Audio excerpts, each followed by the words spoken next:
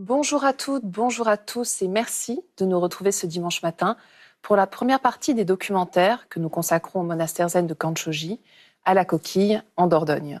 Il se trouve sur le chemin de Compostelle et ce n'est pas un hasard. Je vous propose de découvrir aujourd'hui l'histoire de ce très beau temple ainsi que son fonctionnement.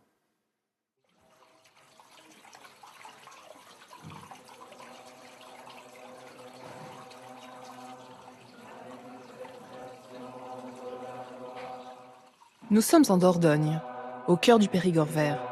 C'est ici que Jean-Pierre Faure a créé en 2002 le monastère bouddhiste zen de Kanchoji, à la Coquille, dans ce lieu chargé d'histoire. Le lieu où nous sommes, comme on le voit avec derrière moi une croix, ça a été une maison de jésuites. Cette maison de jésuites avait comme caractéristique d'accueillir des gens pour des retraites. Effectivement, le fondateur Saint Ignace de Loyola avait mis comme pratique religieuse la méditation. Et quand j'ai vu un jour venir ici le dernier des jésuites me saluer, qui venait de Sarlat, et il m'a dit qu'il était très content de voir que ce lieu avait repris sa vocation spirituelle. Je crois qu'il y a beaucoup de monde qui est passé dans ce lieu, je dirais un lieu où souffle l'esprit. Vu sa configuration, on est quand même un peu sur un piton, et il y a quelque chose où on se sent bien à Kanchoji.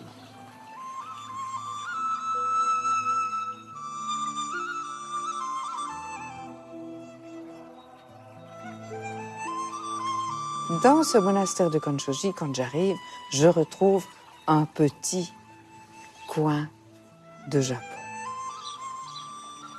Alors, quand on vient ici, voilà, on laisse tomber l'avidité. Les trois poisons sont l'avidité, la colère et la haine. C'est vraiment la base de l'enseignement du Bouddha. Alors, la première impression, quand je viens ici, c'est la beauté du temple. C'est quelque chose à quoi je suis très sensible. Et ça me fait penser à cette parole de Platon que je trouve tout à fait vraie. Le beau, c'est la splendeur du vrai. Et je trouve que le Dharma se dit bien, s'exprime bien dans la beauté de ce temple.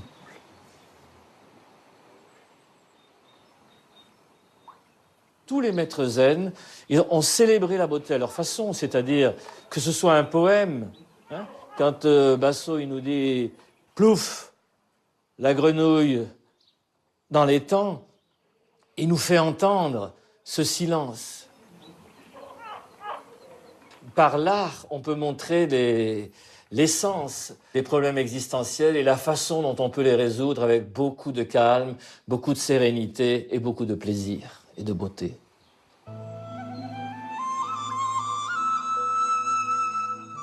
Les personnes qui m'avaient suivi à la Gendronnière m'ont demandé « est-ce qu'on ne pourrait pas reconduire cette expérience ?» Alors on a cherché.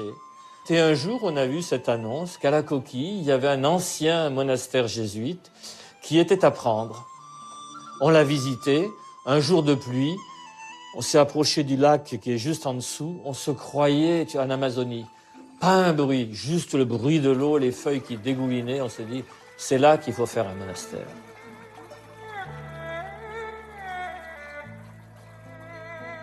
Une idée qui a enthousiasmé Minamizawa Roshi, l'abbé du temple de Heiji au Japon. Il revient d'ailleurs encore aujourd'hui, régulièrement à Kanchoji.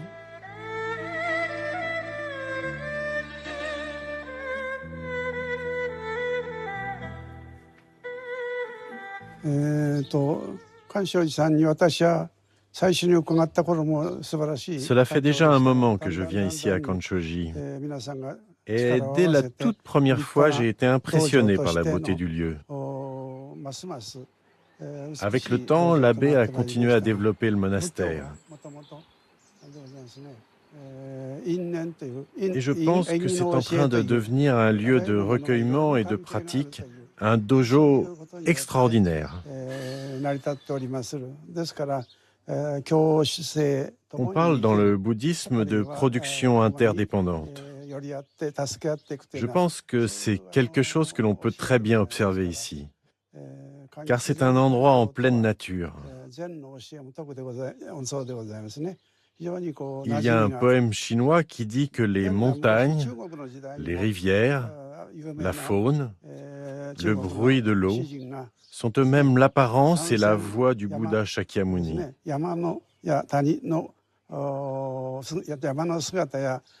Et je pense que cette explication du dharma naturel se ressent de manière très forte ici. Et j'en suis très heureux.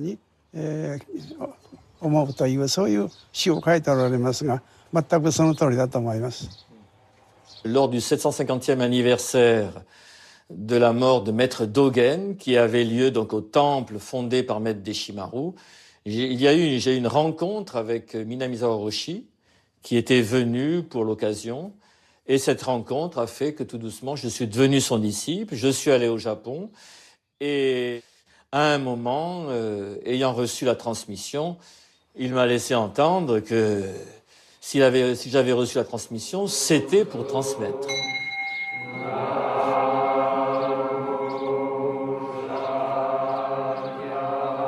Cette harmonie, voulue par l'abbé, se reflète notamment dans les constructions, où rien n'est laissé au hasard.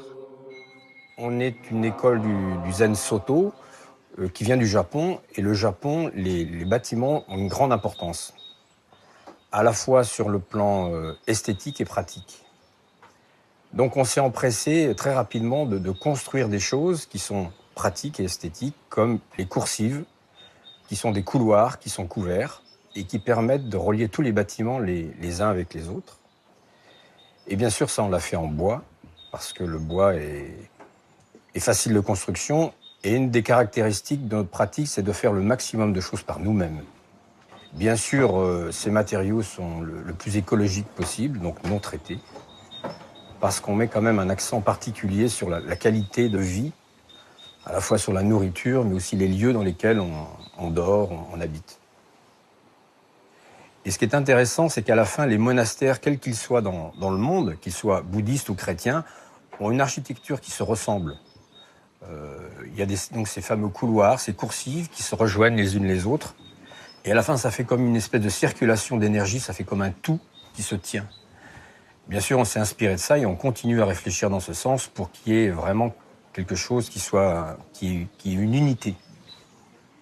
Eh bien, nous nous trouvons devant notre dernière réalisation, qui est la maison de l'abbé, qui, comme le dojo, est une maison entièrement écologique.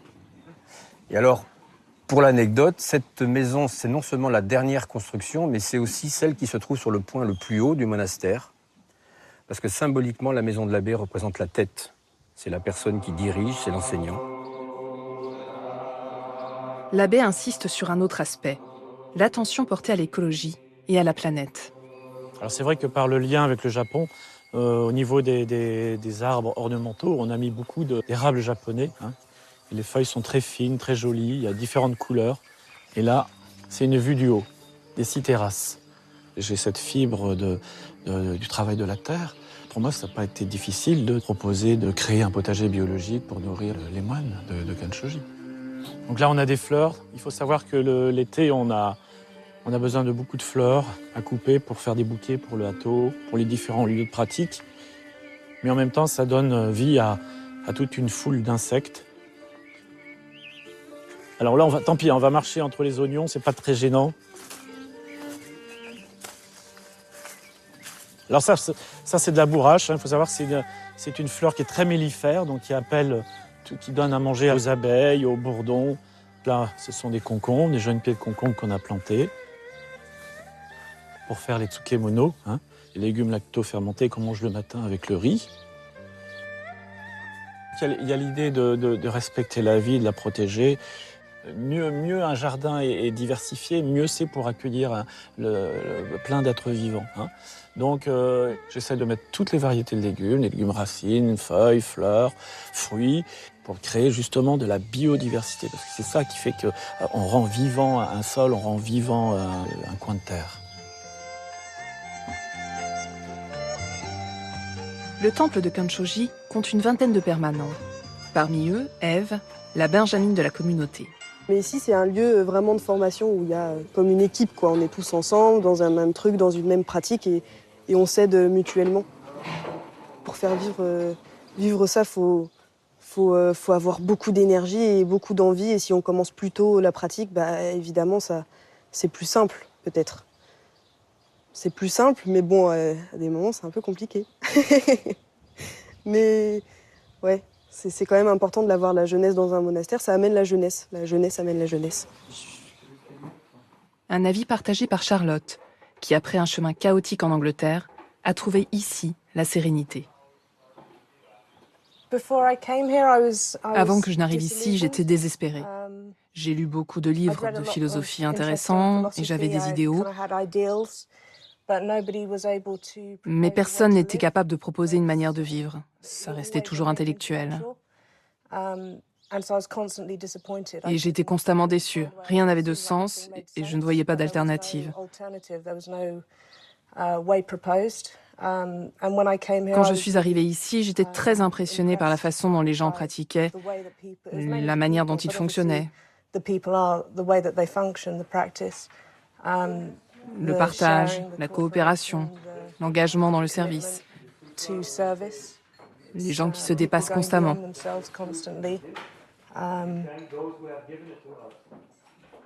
La pratique a sauvé ma vie, sans aucun doute. Marie-Louise, une jeune Américaine, vient-elle spécialement de New York pour participer à la vie de la communauté. Et ici, je crois que c'est l'enseignement de Jean-Pierre Faure et aussi Yasho et tous les anciens ici qui vraiment touchent le cœur à chaque fois.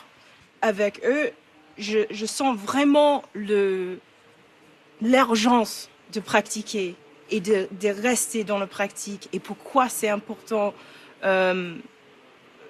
pour leur existence, vraiment.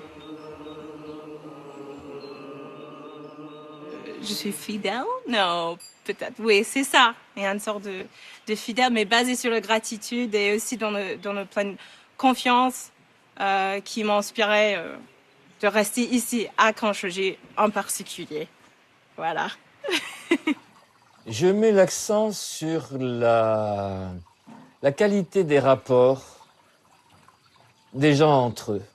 C'est-à-dire qu'il y ait une véritable communication, que l'on aille au-delà des petites différences, des petites difficultés, et qu'à la fin, on se rencontre d'esprit à esprit.